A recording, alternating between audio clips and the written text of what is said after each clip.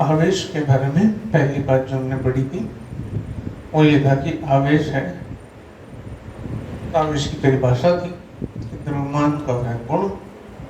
ठीक है, इसकी मैं दूसरी बात पर आते हैं, आवेश संरक्षण।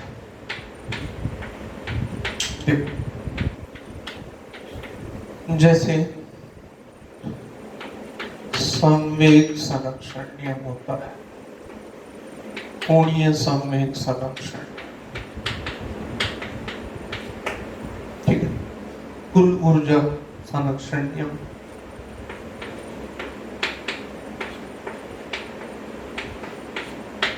ऐसे ही आवेश संरक्षण नियम जो है वो बिल्कुल ही अपरिवर्तनशील है। साधारण शब्दों में कहें तो हमारे पास कोई एक विलगित तंत्र है, इसके भीतर कुछ आवेश है Q1, Q2, minus Q3, minus Q4, Q5, इनका कुल मान लें 100 माइक्रोकूलम। अभी आपस में मिलते रहे, जैसे तुम ऐसा कह सकते हो कि कोई हाइड्रोजन आयन है, कोई ऑक्सीजन आयन है, इस तरह से तो इनकी आपस में रासायनिक क्रिया भले होती रहे, लेकिन कुल आवेश भीतर उतना ही रहेगा जितना प्रारंभ में था। यह आवेश संरक्षण नियम की बात साधारण शब्दों में। लेकिन इसे थोड़ा आगे चलते हैं, ये इतनी सी बात नहीं है। विज्ञान की कई सारी जो अनुसंधान है वो इसी नियम के आधार पर होते हैं। एक प्रक्रिया है युग्म उत्पादन, इंग्लिश में बोलते हैं पेयर प्रोडक्शन। देखो, कुछ क्रियाएं जो हैं, रासायनिक क्रियाएं जो इलेक्ट्रॉन के स्तर पर होती हैं, और कुछ प्रक्रियाएं जो कि नाभिक में ही संभव है। इसमें से एक प्रक्रिया ये है, ये नाभिक है, इस पर यदि एक फोटोन जो कि ऊर्जा विकिरण है वो आती है तो एक इलेक्ट्रॉन उत्पन्न होता है। अब यहाँ पर यह सोचा गया कि इलेक्ट्रॉन उत्पन्न हो रहा है, हम मान लेते हैं कि ऊर्जा जो है वो द्रव्यमान में बदल रही है, लेकिन इस तरफ आवेश इधर शून्य है, यहाँ पर आवेश शून्य है, इधर भी शून्य होना चाहिए। तब ये खोज की गई तो हमें एक कण मिला जिसे पॉजिट्रॉन कहते हैं, जिसका द्रव्यमान इलेक्ट्रॉन के बराबर है लेकिन आवेश धनात्मक है। तो पॉजिट्रॉन का जो खोज है वो इस नियम के आधार पर है, आवेश संरक्षण नियम के आधार पर है। इसको इसका एंटी पार्टिकल भी कहते हैं, प्रति द्रव्यमान, द्रव्यमान की उल्टी वस्तु। जैसे आवेश धनात्मक है वैसे ही आवेश ऋणात्मक भी होता है। उत्तरी ध्रुव, दक्षिणी ध्रुव, ऐसे ही द्रव्यमान का भी प्रति द्रव्यमान होना चाहिए, ऐसा माना जाता था। और इसकी खोज भी पॉजिट्रॉन के रूप में। किस नियम के आधार पर? आवेश संरक्षण के नियम के आधार पर। आवेश संरक्षण का नियम बहुत महत्वपूर्ण है इन शब्दों में। इसके बाद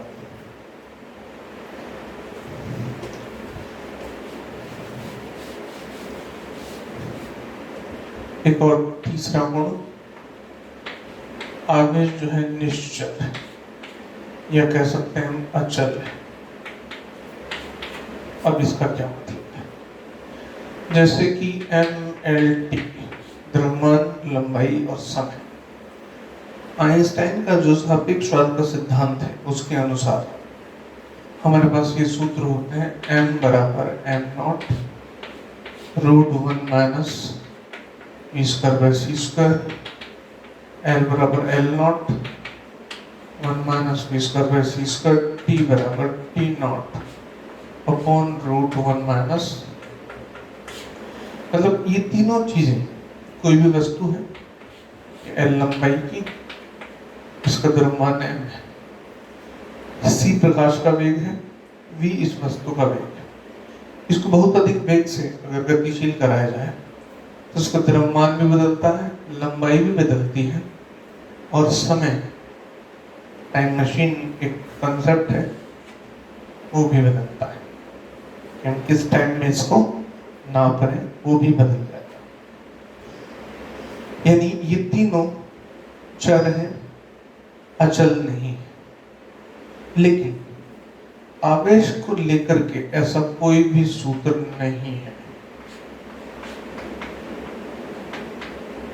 ऐसा सूत्र आवेश को लेकर कहीं नहीं है। इसका मतलब ये हुआ कि एक द्रव्यमान यदि गतिमान होगा तो वो बदल सकता है, लेकिन उस पर उपस्थित आवेश नहीं बदल सकता। नहीं बदल सकता मतलब निश्चल रहेगा, अचल रहेगा। ये तीसरा इसका गुण हुआ।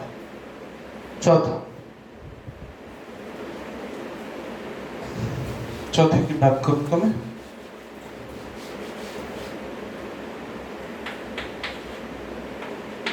स्थिर आवेश केवल विद्युत क्षेत्र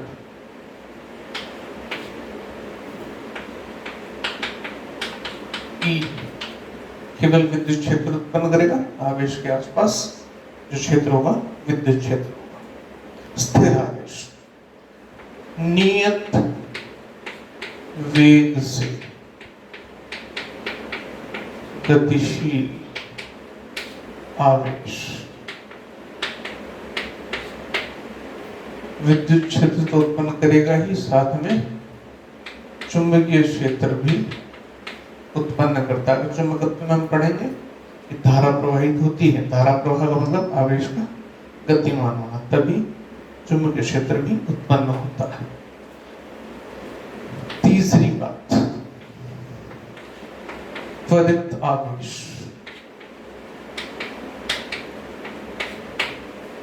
त्वरित आवेश ई भी उत्पन्न करता है, चुंबकीय क्षेत्र को बी से निरूपित करते हैं। बी भी चुंबकीय क्षेत्र, विद्युत क्षेत्र और विद्युत चुंबकीय तरंग।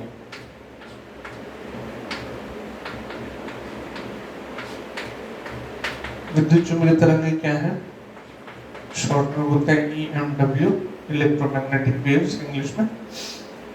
जो प्रकाश से हमारे पास ऊर्जा आती है वो विद्युत चुंबकीय तरंग है, जिसमें कोई द्रव्यमान नहीं होता, केवल ऊर्जा होती है। इसी आधार पर हमने जो 9th-10th क्लास में रदरफोर्ड का जो मॉडल था कि एक नाभिक है और इलेक्ट्रॉन उसके चारों तरफ चक्कर लगाते हैं। अब वृत्त में घूमता हुआ इलेक्ट्रॉन उसके पास v²r ये त्वरण तो होता ही है। तब उसमें ये बात कही गई थी कि त्वरित आवेश है तो विद्युत चुंबकीय तरंग उत्पन्न करेगा, ऊर्जा कम होगी, ऊर्जा कम होती रहेगी तो अंततः नाभिक में गिर जाएगा। ये बात तुमने पढ़ी थी तब। तो ऐसा इसलिए होता है कि त्वरित आवेश विद्युत चुंबकीय तरंग उत्पन्न करता है, ऊर्जा कम होती है उसकी। बाद में बोर ने जो सेटलमेंट किया था वो और बात है। उसने कहा था कि किसी नियत यदि अपने कोश में रहेगा तो ना तो ऊर्जा उत्पन्न करेगा ना लेगा, एक निश्चित ऊर्जा ले सकता है या दे सकता है। ये बात कही थी। स्थिर आवेश केवल विद्युत क्षेत्र, नियत वेग से गतिशील आवेश विद्युत क्षेत्र चुंबकीय क्षेत्र, त्वरित आवेश विद्युत क्षेत्र चुंबकीय क्षेत्र और विद्युत चुंबकीय तरंग उत्पन्न करता है। उसके बाद पांचवी बात,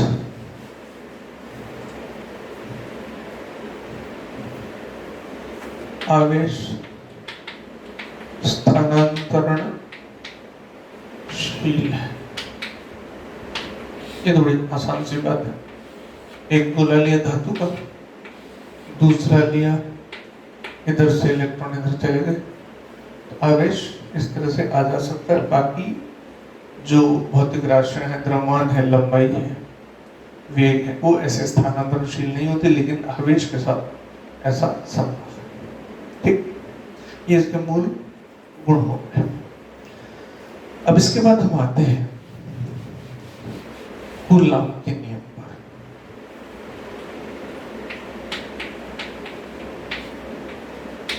कूलॉम का नियम, पहली बात, कूलॉम का नियम बिंदु आवेश पर लगता है, ये बड़ी आवश्यक बात है। दूसरी बात, माध्यम पे निर्भर करता है।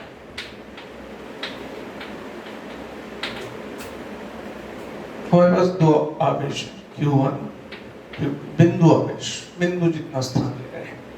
बिंदु आवेश नहीं होगा तो आगे मैं तुम्हें बताऊंगा कि उसमें नियम कुछ और भी हो जाता है। बिंदु आवेश पर कूलॉम का नियम काम करता है।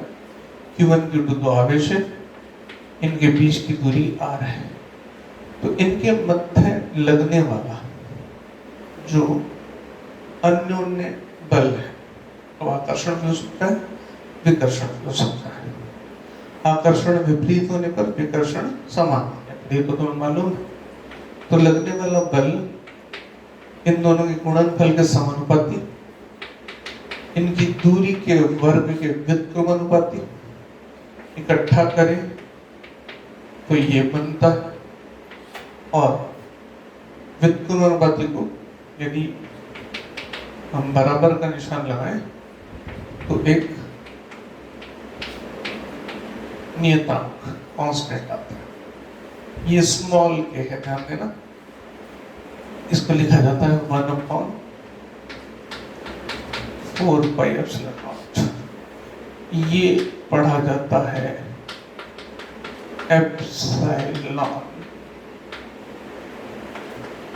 नॉट। ये है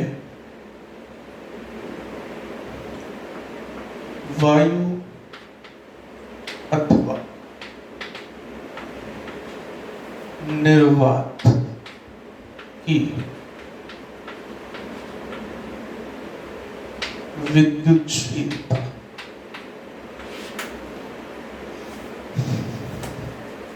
यानी इसे ऐसे लिखा जाए, F बराबर Q1 Q2 4πε0r। ये बिल्कुल साधारण सा जो नियम है। यहाँ एक और बात आ जाती है कि अगर इन दोनों आवेशों के मध्य वायु या निर्वात न हो करके, मान लें इनके बीच में हमने कुछ लकड़ी रख दी, किसी को द्रव रख दिया, पानी में डाल दिया, तो इनके बीच का कोई भी माध्यम यदि हम बदल दें तो उसकी विद्युतशीलता अलग होती है।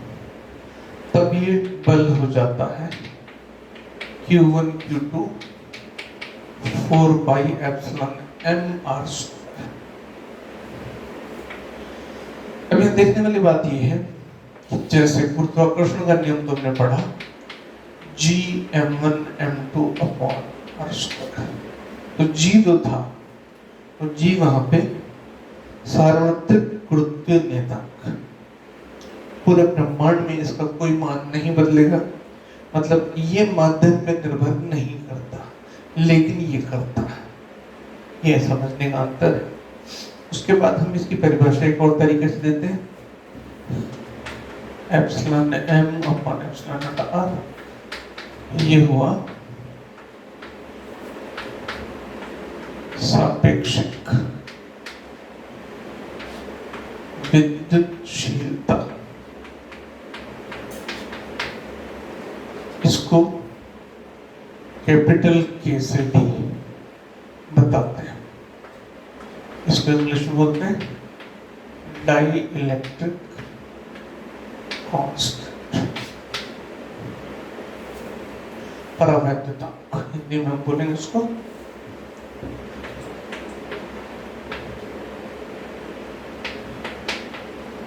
परावैद्युतांक। तब हम ऐसा लिख सकते हैं कि एप्सिलॉन m की जगह एप्सिलॉन नॉट, एप्सिलॉन r या एप्सिलॉन नॉट कैपिटल के।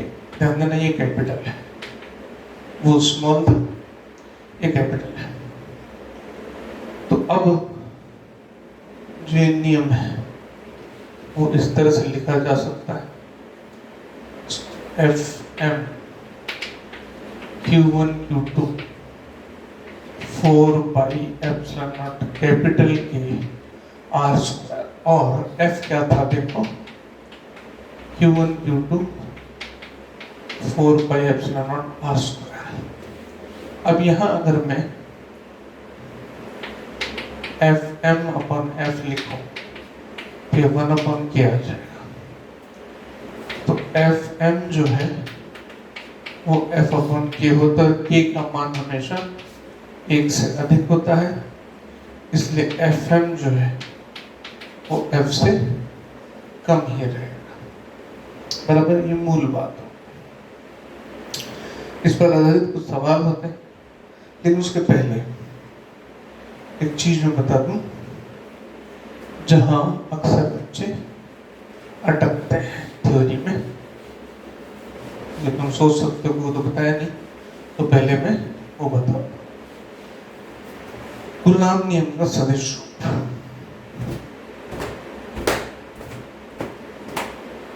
सदिश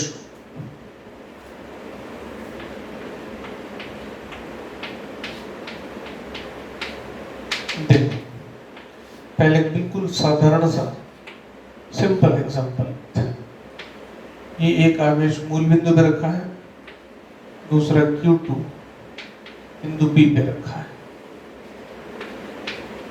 ये OP जो है वो सदिश R है।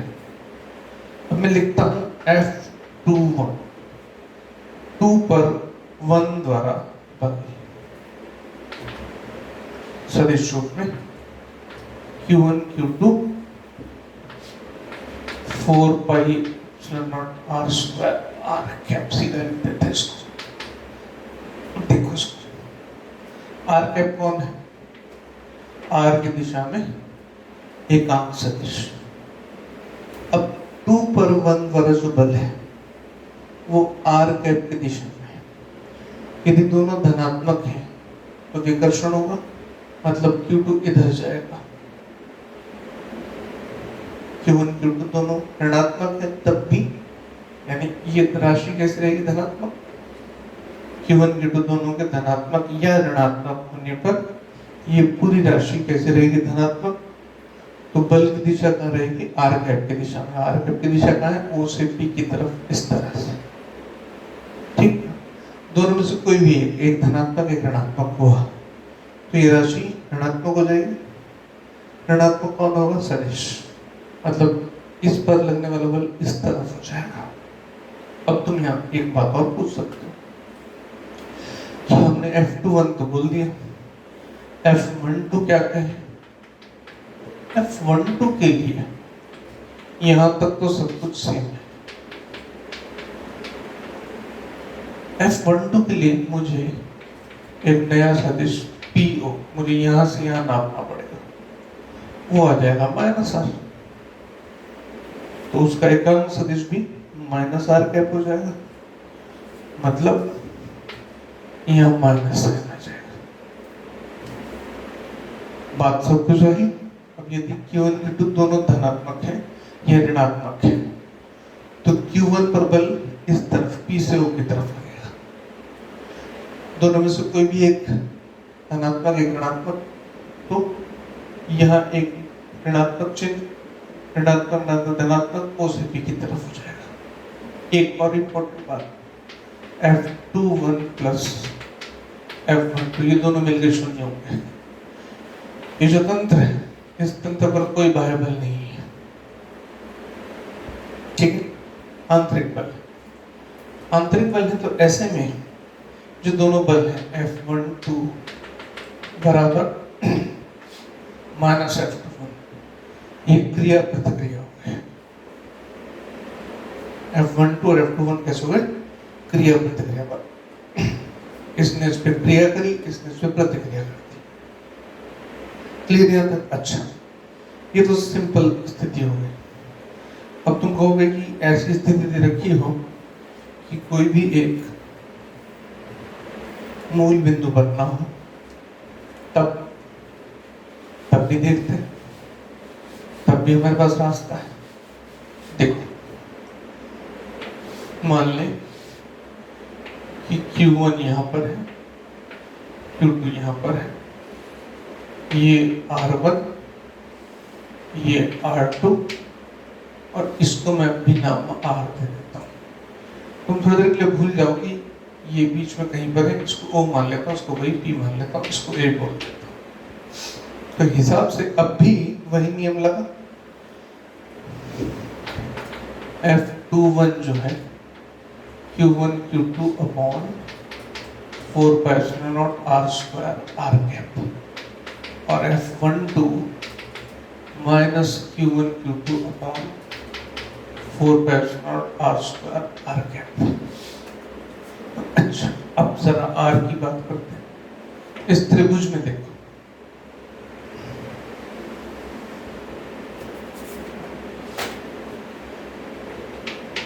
R1 प्लस R2 है, तो R हो गया R2 माइनस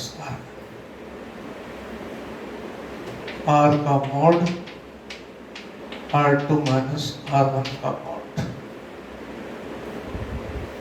ऐसे ही R कैप हो गया R2 minus R1 upon mod R2 minus R1। अब तुम इतना सा कर दो बस, जहां जहां R लिखा है वहां पर R2 R1 के पदों में इसको लिख देंगे, F21 Q1 Q2 4πε0। R क्या है? R2 माइनस R1 का square, R2 minus R1 mod का स्क्वायर। जगह कम है, मैं से लिखता हूँ। मैंने लिखा था F21 Q1 Q2 4πε0 R square R cap. ये कैसे हो गया? F21 हो गया Q1 Q2 4πε0 R2 minus R1 mod का square R cap, R2 minus R1 mod R2 minus R1। ध्यान से देखोगे तो ये बन गया Q1 Q2 R2 minus R1 upon 4πε0 R2 minus R1 mod का क्यूब। ऐसा कुछ फॉर्मूला पढ़ा होगा अपना, डायरेक्ट नहीं पढ़ना, उसी रास्ते से जाना है। ठीक है, ऐसे ही F12 के लिए F12 Q1 Q2 4πε0 R square R cap बाहर माइनस। अब यहाँ बाहर माइनस साइन लगाएंगे, ये तो मॉड है, इसमें तो कोई परिवर्तन आएगा नहीं। मैं इसको इस तरह से लिखता हूँ F12 Q1 Q2 4πε0 R2 minus R1 mod cube. वो तो धनात्मक राशि, तुम R2 माइनस R1 लिखो चाहे R1 माइनस R2 लिखो, मॉड तो वही आएगा। अब उधर जो R कैप है, यहाँ माइनस साइन लगाओ, तो यहाँ माइनस साइन लगाने के बजाय अगर उसको R1 माइनस R2 लिख दूं तो सही रहेगा। मैं क्या कर रहा हूँ, माइनस R2 माइनस R1, इसका मैं R1 माइनस R2 लिख सकता हूँ। ये हो गया इसका सदिश रूप, बिल्कुल इतना ही साधारण है। मूल सूत्र वही F12 या F21 Q1 Q2 upon 4πε0 R square R cap. बस वो R और R कैप का स्वरूप बदल रहा है, कहाँ से कहाँ नाप रहे हो, ये इम्पोर्टेंट है। बस यही बात ध्यान देने की। नेक्स्ट क्लास में इसके एग्जांपल्स बताऊंगा, तो बात एक एग्जांपल तो यहाँ बता ही देता हूँ उसका सदिश रूप का, फिर आगे हम थोड़े से अलग एग्जांपल्स करें।